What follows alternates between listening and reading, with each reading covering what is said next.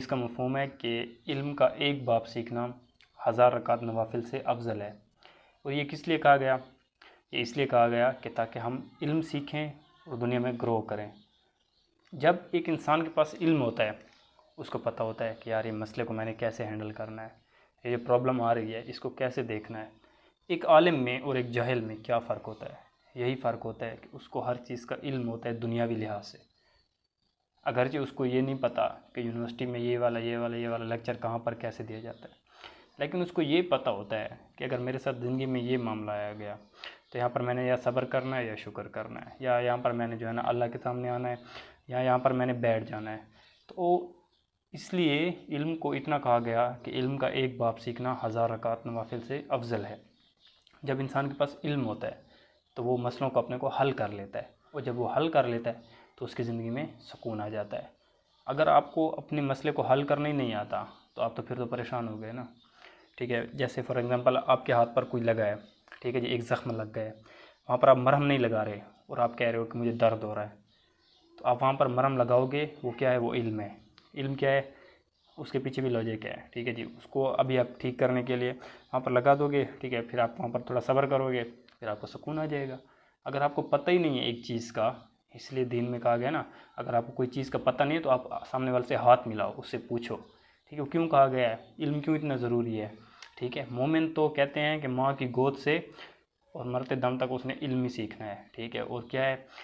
دین کا علم، نہ کہ دنیا کا، کیونکہ آپ کی زندگی کو پرسکون کون سی چیز بناتی ہے؟ دنیا کا علم بناتا ہے یا دین کا بناتا ہے؟ ظاہر سی بات ہے دین کا علم بناتا ہے۔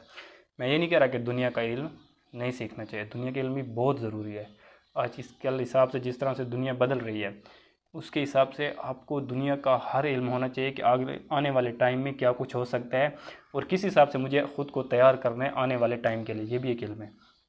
تو دنیاوی کے علم اتنا ہونا چاہیے کہ آپ دنیا کے سب سے سمجھدار ترین انسان بن سکو، اتنا اپنے آپ میں جو ہے نا کانفیڈینس اور سیکھنے کی لگن ہونی چاہیے دنیاوی علم کو۔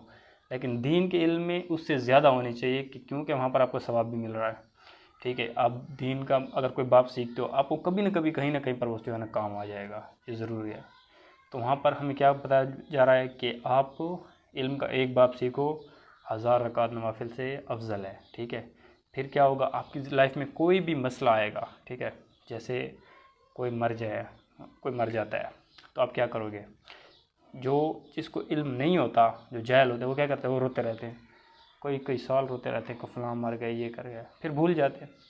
لیکن جس کے پاس علم ہوتا ہے اور آخرت کا کنسیپٹ، وہ کیا کہتا ہے کہ یار یہ ہم نے بھی ایک دن جانا ہے، وہ بھی چلا گیا۔ تو یہاں پر مجھے اللہ تعالیٰ صبر کا کہتا ہے، اور کہتا ہے کہ بس تو نے نہیں رونا، مایوسی حرام ہے، دین میں اسلام میں مایوسی حرام ہے۔ تو ہر حساب سے علم حاصل کریں تاکہ آپ کی زندگی میں سکون آ سکے۔ تو وداؤٹ علم آپ کی زندگی میں پریشانیاں رہیں گی، پرابلم رہیں گی، آپ ان کو سولو نہیں کر سکو گے، تو آپ ڈسٹرب ہو جاؤ گے، بے سکون ہو جاؤ گے۔